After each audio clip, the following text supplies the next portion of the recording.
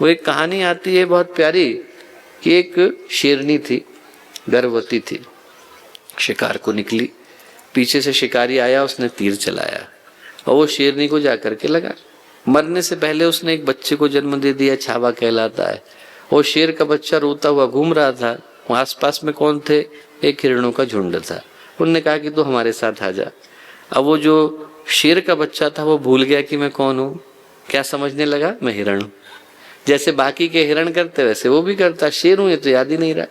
एक दिन बड़ा वाला शेर आया और आने के बाद जोर से दहाड़ा तो बाकी के सारे तो हिरण भागे। उनको देख करके शेर भी भागा। शेर ने कहा यार हिरण भाग रहे हो तो ठीक है, शेर क्यों भाग रहा है?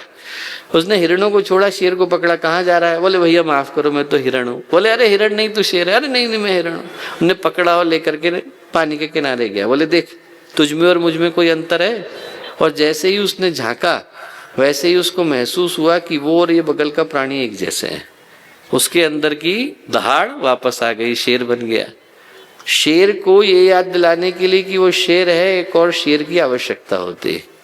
हमें याद दिलाने के लिए कि हमारे अंदर देवता विद्यमान है, गुरुदेव की आवश्यकता होती है। जब वो आते हैं और देवता की तरह का जीवन जी करके जाते हैं, भगवान की तरह का जीवन जी करके जाते हैं, तो हमें ये भी याद दिला करके जाते हैं कि गुरुदेव 5 अलग से हाथ लगा करके नहीं आए थे। यही मनुष्य का शरीर था, यही मनुष्य का जीवन था, उसमें उनने भगवान की तरह के जीवन को जिया। हम लोग सूर्य नहीं बन सकते तो दीपक तो बन सकते हैं। ये संभव है कि पूरे ब्रह्मांड को हम प्रकाश न दे पाए, पर इतना तो संभव है कि हमारा जितना क्षेत्र है उतने के अंदर हम लोग प्रकाश को पहुंचाएं।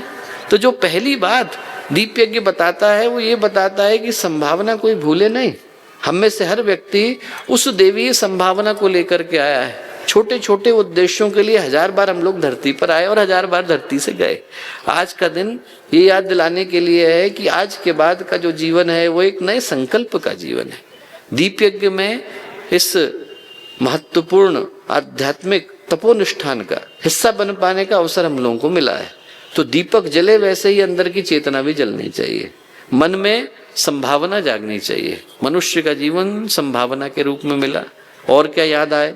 और याद आए दोस्तों कि संभावना तब पूरी हो पाती है जब व्यक्ति उसके साथ समझ को जोड़ पाता है। ये याद कर पाता है कि संभावना का करना क्या है।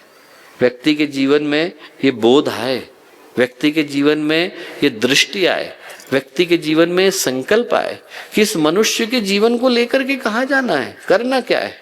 आप लोग एक छोटा सा मोबाइल भी खरीदने के लिए जाएं तो कितनी तैयारी करनी पड़ती है। आदमी उसमें 1000 जगह पर चेक करता है।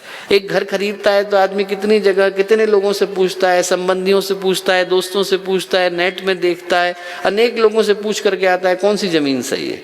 उसमें एक छोटा सा आप सीमेंट लेते हैं तो न जाने कितनी जगह व्यक्ति पूछ करके आता है।